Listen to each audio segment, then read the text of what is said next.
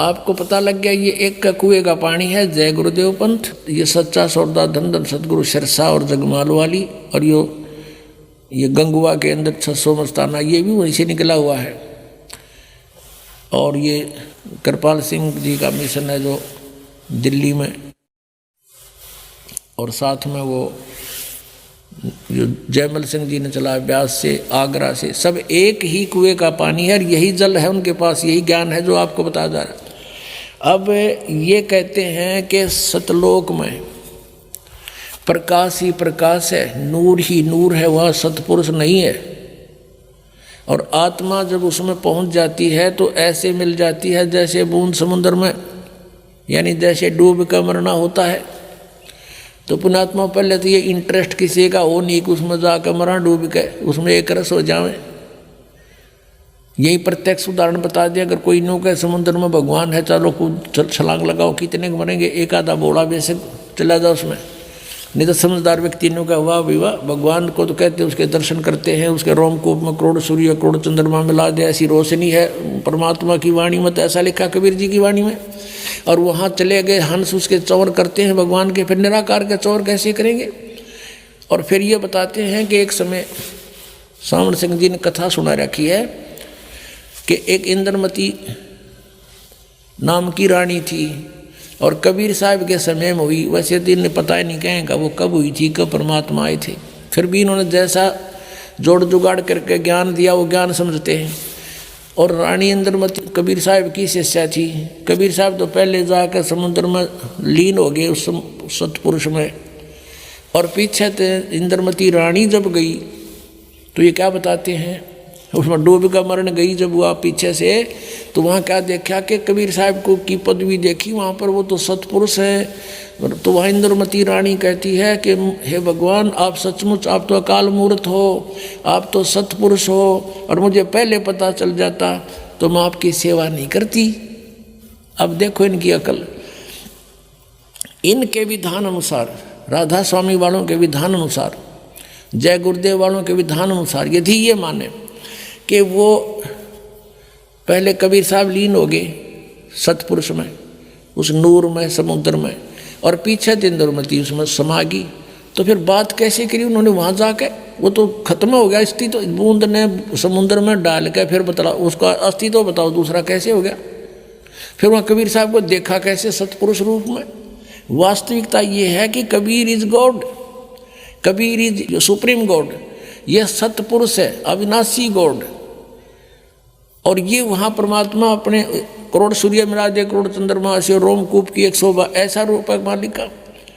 और वहाँ जाके इंद्रमती ने सचमुच देखा, परमात्मा आप तो सचमुच सतपुरुष ही थे, हमारी बुद्धि इतना काम नहीं कर रही थी, हम आपको पहचान लेते। वास्तविकता तो ये सच्ची है, लेकिन इनकी थ्योरी गलत है कि वो भी कबीर साहब पहले लीन हो गए, पाछे इंद्रमती रानी लीन होगी, फिर वो बतलाओगे क्योंकि आपस में बातें कैसे करेंगे।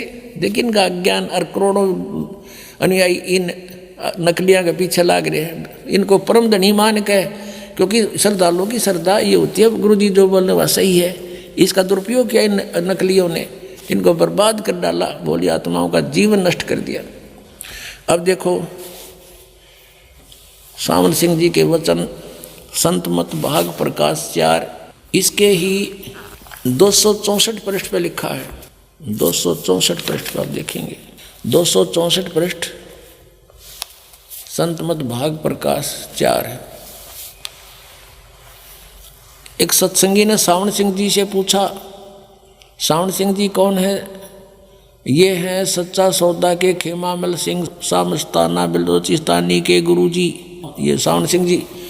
इससे प्रश्न किया सत्संगी ने, हजूर संतों की पदवी कहाँ तक है? महाराज जी, सावन सिंह जी उत्तर देते, हमारे इतनी बुद्धि और अकल नहीं कि हम संतों की पदवी को समझ सके। फिर भी सुनो, रानी इंदुमती कबीर साहब के समय में हुई थी। पहले कबीर साहब मालिक में जाकर विलीन हुए, देखना, फिर रानी हुई। जब रानी ने सचखंड में जाकर कबीर साहब की पदवी देखी तो कहने लगी, महाराज यदि आप पहले ही बता देते कि मैं ही अकाल पुरुष हूँ तो मैं भजन सुमन कर कर के व्यर्थ परेशान ना होती। कबीर साहब ने उत्तर दिया, तुमको उसमें विश्वास नहीं आना था। अब इसमें विवेचन करते हैं पुण्यात्माओं। इन राधा स्वामी पंथ के अज्ञानी संतों की तो सोच है, विचार हैं कि सतपुरुष वहाँ नहीं है, निराकार है और केवल नूर ही नूर है, प्रकाश ही प्रकाश है। और उनने अपने सिद्धांत अनुसार सच्चाई को अज्ञान बना करके कैसे पेश करना चाहा है, लेकिन फिर भी छुपी नहीं। कहते हैं चोर चुरावे तुमड़ी और गड्ढे पानी में, वो गड्ढे वो ऊपर आवे, न सच्चाई छनी ना। अब विचार करो इनके विधान अनुसार। ये कहते हैं पहले कबीर साहब जाकर मालिक में विलीन हो गए, बूंद गिर गई समुद्र में, खत्म हो जाती तो। और फिर कहते पीछे तो रानी जाके विलीन होगी उसी में, दोनों हो गए एक रस। फिर वो बातें किस टाइम की, कबीर साहब को देखा कैसे उसने, वह कुछ अस्तित्व है ही नहीं तो देखा कैसे। सच्चाई तो यही है कि सचमुच कबीर साहब वहाँ परमात्मा स्वरूप सतपुरुष रूप में ये खुद ही मालिक हैं। जैसे स्वामी रामानंद जी ने कहा, दोहू ठोड़ है एक तू और भया एक से दो, और गरीबदास हम कारणे आए हो तुम मगजो। ईश्वर भी कहते हैं कबीर परमेश्वर, हम ही अलखला है कुतुब गोस और पीर, गरीबदास खालक धनी हमारा नाम कबीर। ए स्वामी सृष्टा में और सृष्टि हमारे तीर, दास गरीब अधर बसूं। कबीर साहब कहते हैं अधर रहूं ऊपर और मेरा नाम कबीर। और ये अज्ञानी कह रहे हैं कि कबीर साहब पहले लीन हो गए, पाछा इंद्रमती होगी। फिर बातें किस कैसे करी उन्होंने, अरे कुछ तो दिमाग पर जोर दो। चलो वो पहले वाले तो गए बाढ़ में, अब तो तुम तो बचो, शेष जो बचे फंस रहे हैं उनके नकलियों के पीछा छुटाओ और अपना कल्याण कराओ। ये बार बार समय नहीं मिलता। अब एक तो यहाँ प्रमाण दे रखे उन्होंने, और दिखाते हैं 189 पृष्ठ पे इसी के संत मत प्रकाश भाग 4 के 189 पृष्ठ पे देखो। अब सावन सिंह जी उत्तर दे रहे हैं। इसी तरह रानी इंदुमती थी, जब उसको कबीर साहब सचखंड ले गए तो उसने वहाँ जाकर देखा कि कबीर साहब ही सतपुरुष हैं। कहती हैं हाय हाय, अगर आप मुझे इतना बता देते कि मैं ही सतपुरुष हूँ तो क्या मैं आपकी सेवा नहीं करती।